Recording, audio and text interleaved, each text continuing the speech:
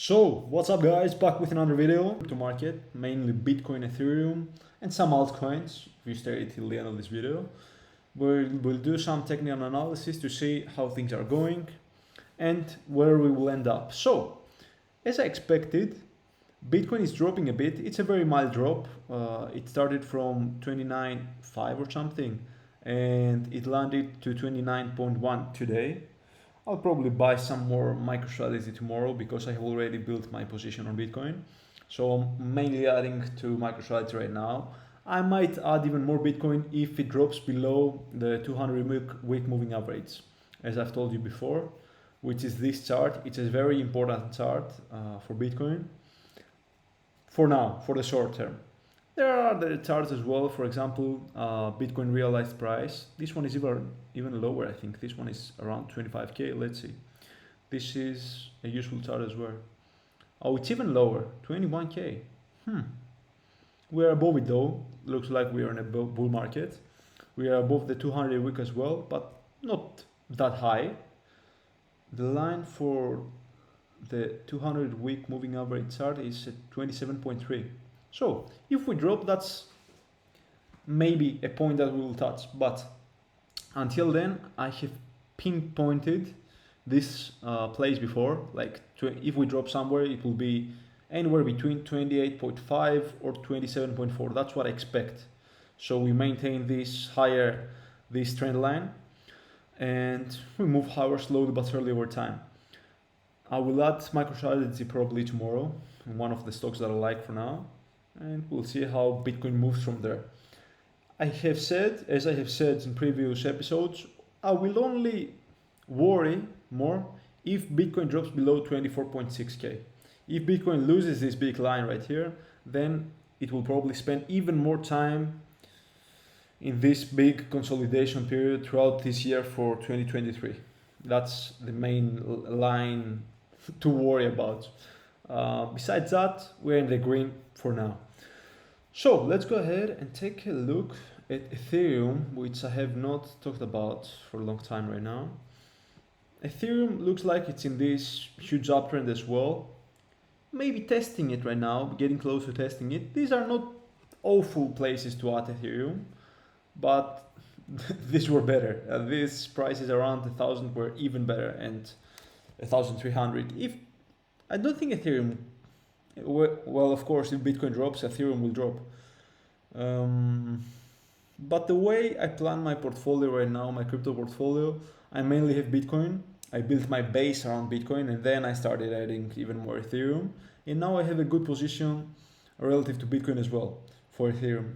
So I'm not adding that much. I'm adding a bit, but not that much.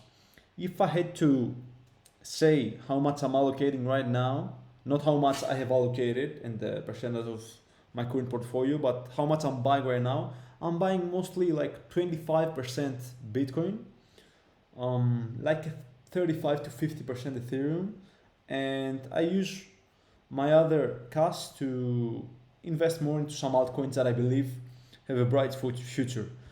So one of those is XRP. A good place that I would like to buy heavier XRP. I'm buying slowly because I didn't have a position. I started buying from 64 cents, I think, because XRP for so long has so many like elite fanatics, so many farms for these altcoin. Like they are so, it's, I can't even explain how many they are. And for so long, after so much time to support the coin that much, they probably know something as well. The chart isn't that good because we dropped so much after XRP lost that case, which is bad for XRP because that was a lawsuit that they were waiting for years, and it just pumped the coin from 46 to 92. That's a 2x. That's nothing. And now it goes all the way back. So that's not a good chart.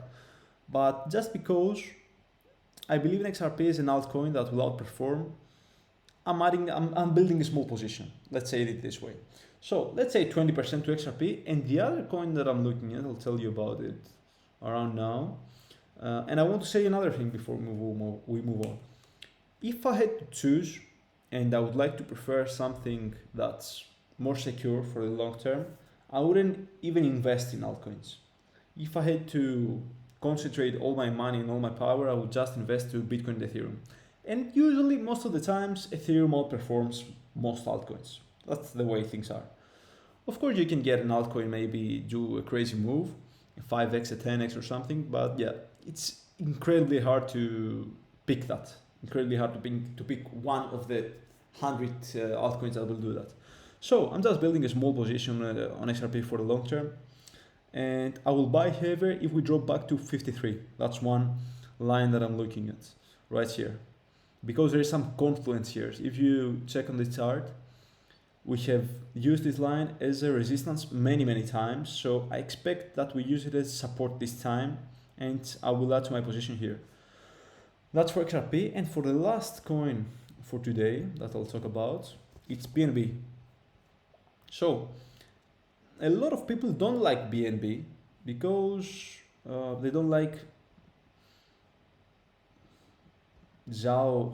How is he even called? Let's see.